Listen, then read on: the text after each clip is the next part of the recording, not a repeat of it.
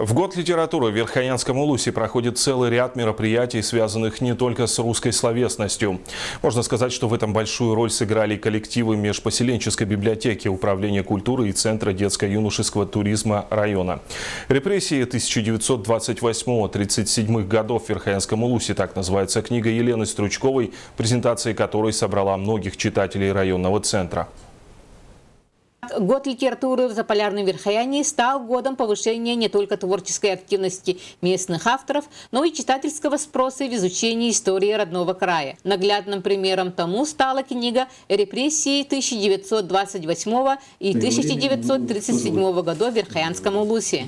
Книга очень грамотно оформлена. В каждой странице можно увидеть ссылки. В конце книги дается список использованной литературы. Очень много материалов она использовала в этой книге. Автором документальной хроники является известный в районе энтузиаст по исследованию архива Дальстроя НКВД Елена Стручкова. В первой части дается общая характеристика репрессий, которые были проведены в Верхоянском районе.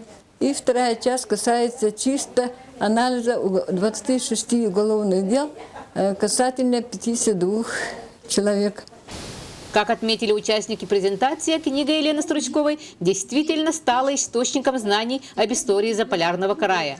Следует отметить, что особенность данной книги в том, что она содержит историко-документальную ценность в дальнейшем развитии Верхоянского района. Ведь известным как полис холода Заполярное Верхояние и сегодня имеются белые пятна истории ГУЛАГа.